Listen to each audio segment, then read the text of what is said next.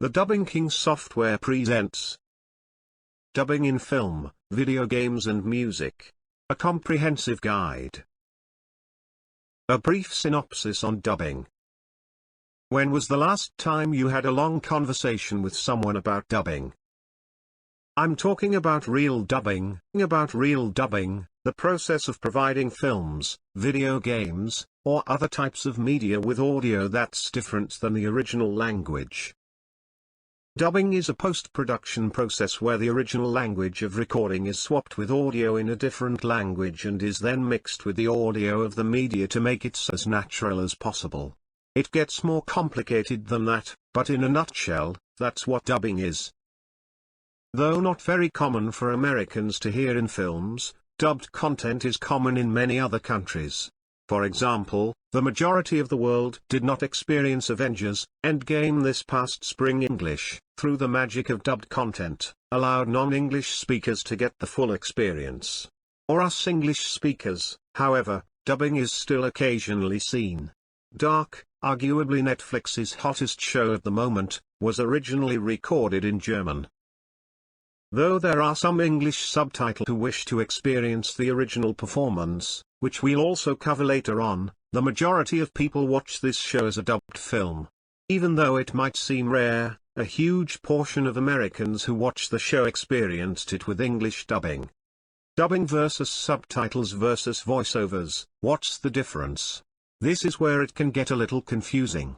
If you're reading this and aren't super sure what the difference is, we get it. On the surface, it can almost sound like voiceovers and dubbing are just different words for the same thing. They aren't, and it helps to understand the differences. The best way we can communicate the difference is that much more immersive than a voiceover.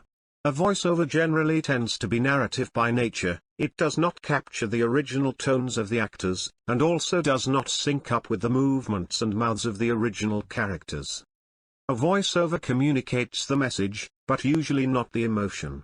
Dubbing, however, replaces the original audio as accurately as possible in order to create an immersive experience. This process is sometimes also called language replacement. For movies, video games, and TV shows, this can be the best option for creating natural-sounding content, if available. But then again, not every pro can give you natural, so choose wisely. Subtitling versus dubbing. Although there is certainly some confusion between voiceovers and dubbing, subtitling couldn't be more different. Subtitling is the process of translating the audio into the target language and then having the translated text appear as subtitles on the bottom of the screen. If you're a true movie purist and you're watching a movie in another language, you'll likely opt to watch the subtitled version rather than the dubbed version, and we don't blame you. There's something that simply doesn't add up when lips and audio don't seem to match. Titles allow the viewer to understand the foreign language, while at the same time preserving the original vocal intonations and performances of the actual actors rather than some voice actors recorded in a studio. Whereas dubbing changes the original audio and voice, subtitling simply allows for the understanding them without compromising the original audio. That's not to say that dubbing doesn't come in handy, though. If the dubbing voice actors are talented, it is often much easier to watch a movie or play a video game without having to read each and every subtitle. But this can be tricky to get. Dubbing in different media. Dubbing shows up all the time in our video games, movies, and music. Sometimes, more often than you'd expect. Here is when you quickly realize there are more uses for dubbing than you may think at first, especially in our globalized world. People want organic, they want natural, they want a message to be effectively and seamlessly sent across the globe. This means that subtitling is good, voiceovers are better, but dubbing is the creme of the crop. Dubbing in films and movies. When we think of dubbed movies, the first thing that usually comes to mind is the language replacement. However, in film language, things can get a bit more specific. The term dubbing actually refers to the process in which filmmakers and editors take additional audio recordings and then mix them into the original soundtrack to create the final, polished soundtrack that you hear in the movie. A bit different tension. Dubbing in music. Just like with films, dubbing means something different altogether in the whimsical terminology of music.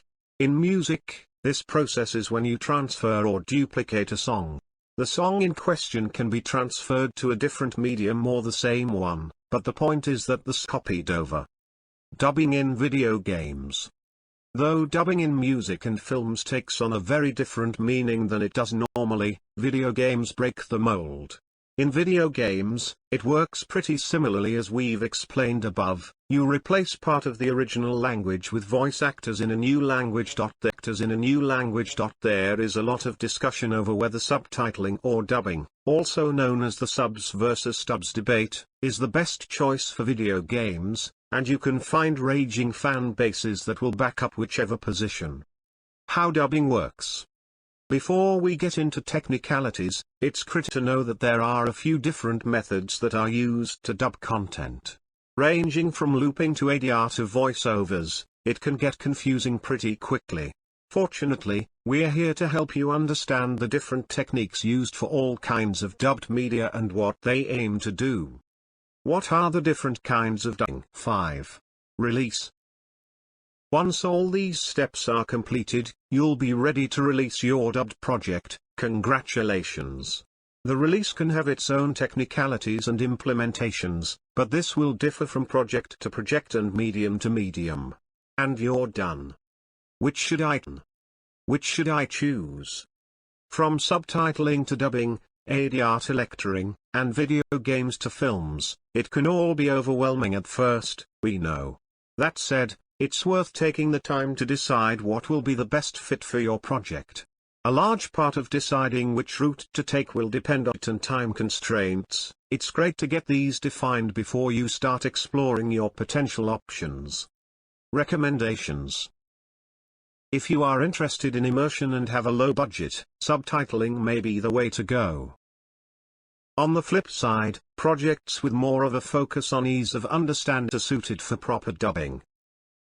Whichever route you choose, you can never go wrong with transforming your content to different languages or styles depending on your market and their needs.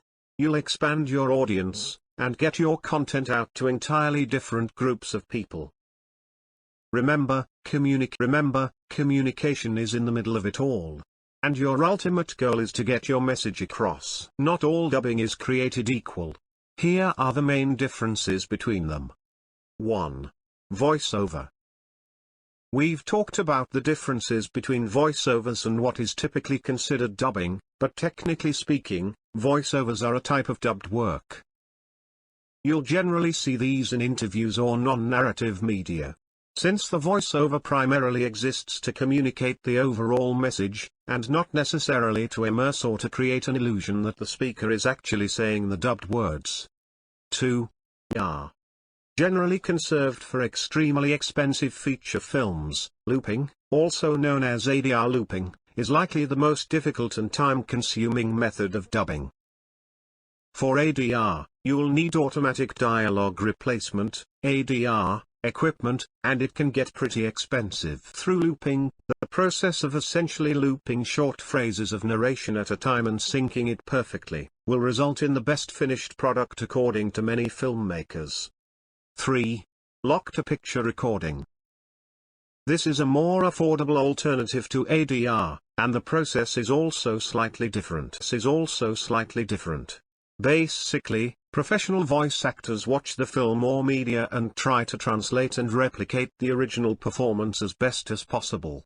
This means that instead of expensive equipment, you rely on talented professionals, making this a very effective method of creating dubbed media. 4. Lecturing. Similar to some of the other dubbing techniques, lecturing is when the original audio volume is lowered while the voiceover recording is played louder. You might have seen this, especially when covering international news cycles. The recording is then synced to make sure of the original audio, and voila! The dubbing process. 1. Script translation. First, your script will need to be accurately translated to prepare for dubbing. This should, of course, be done by a pro. 2. Voice casting. Voice casting. Then, you will need to cast voice actors to complete the dubbing process. Keep in mind that choosing the right voice actors is crucial to making sure your content is as high quality and as natural as possible. Aim to get experienced voice actors, with positive ratings or quality, as this can be tricky. 3. Voice actor recording. Once the script has been translated and the voice actors cast, the recording process must start. This process can be different depending on which dubbing technique you decide to use. But overall, a recording must be done. Dialogue mixing. Here is when the editing gurus must jump in. It's time to start mixing the dialogue in order to help it fit seamlessly with the content. The less apparent, the better.